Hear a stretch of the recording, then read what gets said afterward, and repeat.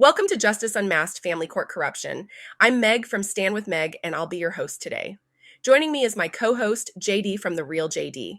Thanks for having me, Meg. Today, we're diving deep into a story that will shake your faith in the family court system. We'll be unraveling a tale of domestic violence, manipulation, and a system that failed to protect those it was meant to serve. Buckle up, listeners. This is a story you won't forget. Before we begin, I want to warn our listeners that this episode contains descriptions of domestic violence and emotional abuse. If you're sensitive to these topics, please take care of yourself. Today, we're going to explore the story of Kikki Boinski, a woman whose journey through the family court system reveals deep-rooted issues that affect countless families across the country. JD, thank you for being here today. Thanks for having me, Meg. This is such an important topic, and I'm glad we're shedding light on these issues. Let's start at the beginning. Kikki's story begins in 1998 when she was just 26 years old. She married a man 13 years her senior, who had already been divorced once and had 2 children from his previous marriage. JD, what are your initial thoughts on this situation? It's a complex start, for sure. Age gaps aren't inherently problematic, but when combined with a power imbalance and previous marriages, it can set the stage for potential issues down the line.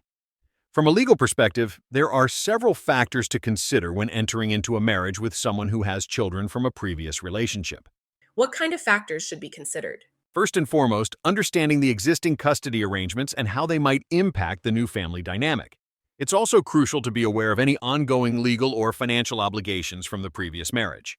These can have significant implications for the new relationship and any future children. That's an excellent point, JD. In Kikki's case, her ex-husband had a unique custody arrangement with his ex-wife. One child lived with her, while the other lived with him. They were together on weekends, rotating between parents. This kind of arrangement can be challenging for a new partner to navigate. Absolutely. It's important for anyone entering a relationship with someone who has children to fully understand the existing family dynamics and be prepared for the complexities that come with blended families. Kikki mentions that she experienced panic attacks after she started dating her ex-husband, but she married him anyway. This is a red flag that many might overlook.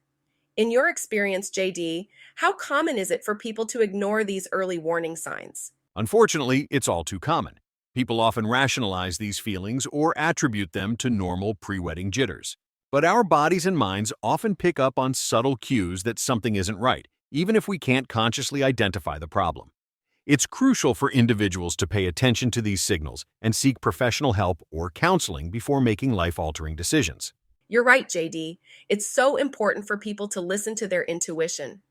Kikki's story takes a dark turn in 2000 when her ex-husband hit her for the first time. They had just bought their first home together, using Kikki's savings bonds for the down payment.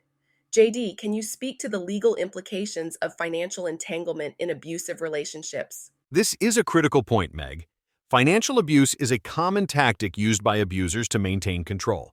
Using Kikki's savings bonds for the down payment creates a situation where she might feel trapped, unable to leave without losing her investment.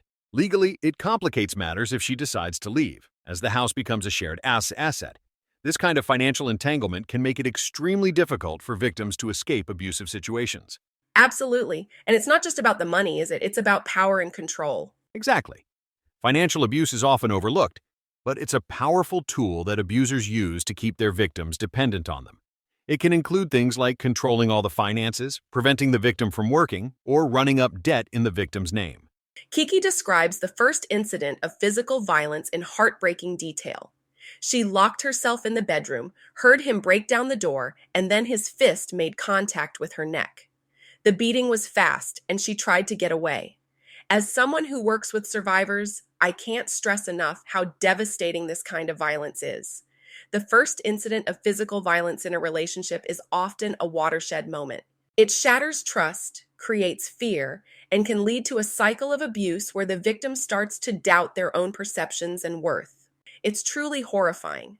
And what's particularly troubling is that when Kikki asked a coworker what she should do, she was advised to stay with him. This kind of societal response contributes significantly to the perpetuation of domestic violence. You're right, JD. It's a significant problem. When victims reach out for help and are met with advice to stay in abusive situations, it reinforces the idea that the abuse is somehow normal or acceptable. It also discourages victims from seeking help in the future. How does this impact legal proceedings down the line? From a legal standpoint, this kind of advice can prevent victims from documenting abuse early on, which can later impact their ability to prove a pattern of behavior in court. It's crucial for people to understand that domestic violence is never acceptable and that there are resources available to help victims safely leave abusive situations. Absolutely. And it's not just about physical violence, is it? Emotional and psychological abuse can be just as damaging. That's right, Meg. In fact, many survivors report that the emotional and psychological abuse is even more damaging in the long run than physical violence. It's harder to prove in court, but it can have lasting effects on a person's mental health and ability to trust others. Kiki's story continues with a divorce after 10 years of marriage, followed by a remarriage to the same man. She mentions being diagnosed with a psychological condition after just one therapy visit. As someone who works closely with survivors, this raises a huge red flag for me. Proper psychological diagnoses typically require multiple sessions and a comprehensive evaluation. A quick diagnosis can be incredibly harmful, potentially misidentifying the effects of trauma as an inherent psychological condition. JD, how might a psychological diagnosis impact family court proceedings? Mental health diagnoses can significantly influence custody decisions. Courts are supposed to act in the best interest of the child, and a parent's mental health is a factor in that determination. However, if a diagnosis is rushed or incorrect, it can unfairly prejudice the court against a parent who may, in fact, be the more stable and nurturing option for the child. This is why it's crucial to have thorough professional evaluations and to challenge any diagnoses that seem rushed or unfounded. That's a crucial point, JD. In Kiki's case, this rushed diagnosis led to her being prescribed psychiatric medication that caused her to sleep for 2 years and gain 50 pounds. This kind of misdiagnosis and inappropriate treatment can have devastating effects on a person's life and their ability to parent effectively. Absolutely. And in a custody battle, these effects could be used against the victim, potentially leading to unfair custody decisions. It's a perfect example of how the system can fail victims of domestic violence. Kiki's story takes another dark turn when she describes her ex-husband walking around their home with guns, even handing her a gun barrel first. This level of intimidation is chilling. The presence of firearms in domestic violence situations dramatically increases the risk of homicide. It's not just about physical danger, it's a form of psychological terrorism. The constant threat, even if unspoken, can keep a victim in a state of perpetual fear and compliance. You're absolutely right, Meg. From a legal perspective, the presence of unsecured firearms in a home with children is a serious concern in family court. It can be grounds for emergency custody orders or supervised visitation. In Kiki's case, the fact that her ex-husband was carrying firearms without a license is a criminal offense in many jurisdictions. This should have been a key factor in any custody determination. It's terrifying to think about the danger Kiki and her children were in, and yet she found the strength to leave. Kiki eventually fled to a domestic violence shelter. She stayed there for 4 months, attended parenting classes, and secured a full-time job with benefits. This shows incredible resilience. Domestic violence shelters are lifelines. They provide not just physical safety, but also the emotional and practical support needed to rebuild a life. The classes, job assistance, and community can be transformative. Kiki's ability to secure employment and stability during this time is a testament to both her strength and the vital role these services play. It truly is remarkable, and it highlights the importance of having these resources available for survivors of domestic violence. Unfortunately, many communities lack sufficient shelter space and support services for those fleeing abuse. That's so true, JD, and it's why advocacy and funding for these services are so crucial. Now let's talk about the legal aspects of Kiki's case. There's a stipulation for a civil no-contact order between Kiki and her ex-husband. Can you explain what this means and its implications? Certainly, Meg. A civil no-contact order is a court-mandated agreement that prohibits certain types of contact between parties. In this case, it outlines specific rules about communication, proximity, and behavior. It's less severe than a restraining order, but still legally binding. The fact that this was necessary speaks volumes about the level of conflict and potential danger in their relationship. The document outlines several key points, including keeping Kikki's address confidential, prohibiting either party from entering the other's residence, and limiting communication to matters concerning the children via a platform called Our Family Wizard. How important are these kinds of detailed agreements in high conflict divorces? These agreements are crucial, Meg. They provide clear boundaries and expectations, which can help reduce conflict and protect victims of abuse. The use of a platform like Our Family Wizard is particularly important as it creates a record of all communication, which can be invaluable if further legal action is needed. The document also addresses custody and visitation arrangements, outlining joint legal custody and specific procedures for decision-making and dispute resolution. That's really important information, JD. I want to highlight something that I find particularly concerning in Kikki's story. She lost contact with her twin daughters after they turned 18. As someone who works with families in these situations, I can tell you that this is more common than many people realize. Parental alienation can play a significant role where one parent systematically undermines the child's relationship with the other parent. Additionally, children who have witnessed abuse may struggle with complex emotions and loyalties. It's a heartbreaking outcome that often requires long-term therapeutic intervention to address. You're right, Meg. And from a legal standpoint, once children turn 18, the courts no longer have jurisdiction over custody and visitation matters. This can leave parents like Kikki with very few options to maintain relationships with their adult children.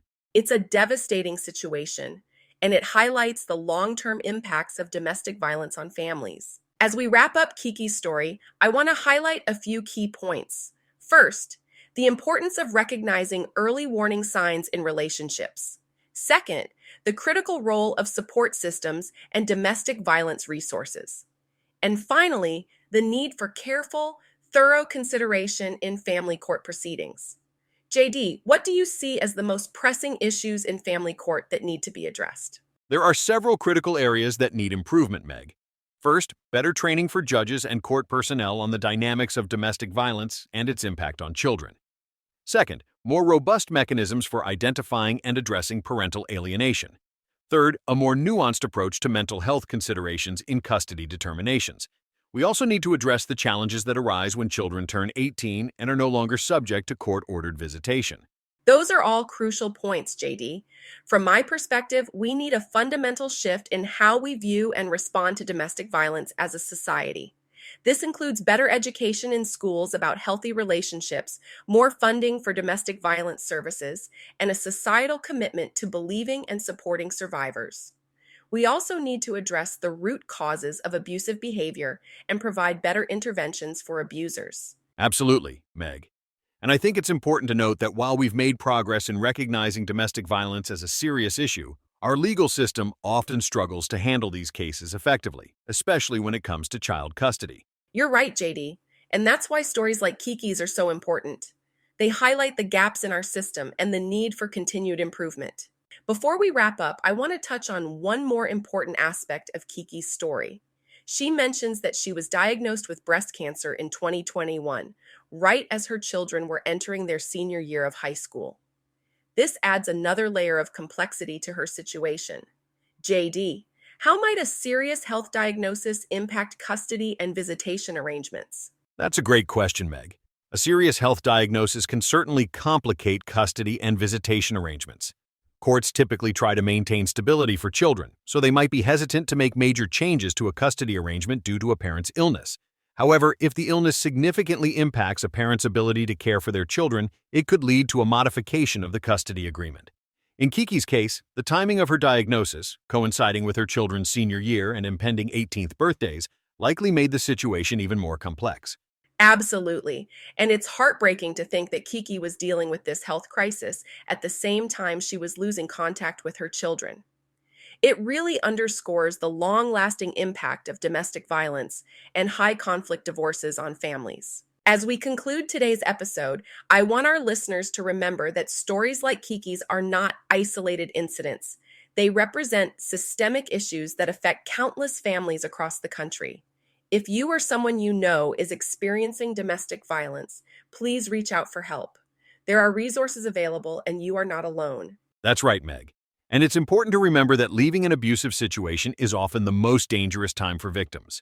If you're planning to leave an abusive relationship, please reach out to a domestic violence hotline or local shelter for help creating a safety plan. Excellent point, JD.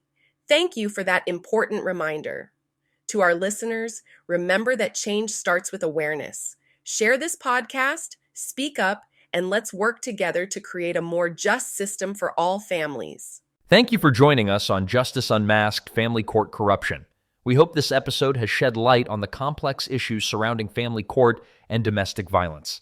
Until next time, I'm Meg, reminding you that justice delayed is justice denied. Outro music fades out.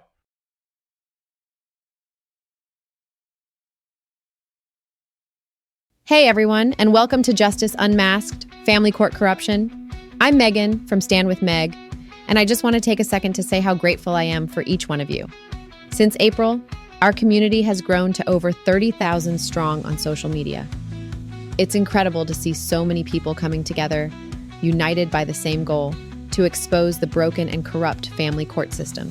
Honestly, I started this journey just wanting to shed light on my own experience. But now I'm hearing from so many of you, sharing your own stories of struggle, loss, and resilience in this system.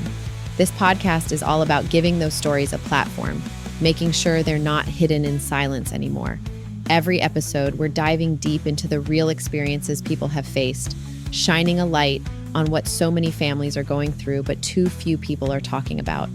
If you're new here or have a story of your own that needs to be heard, head to the link in my bio to submit it.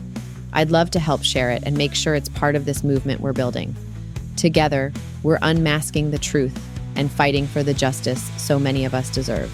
Follow us on social media to stay updated, connect with others, and if you have a story to share, head to the link in my bio to submit it. Your voice matters, and together, we're pulling back the curtain on family court corruption. Thank you for listening, for sharing, and for helping us build this movement.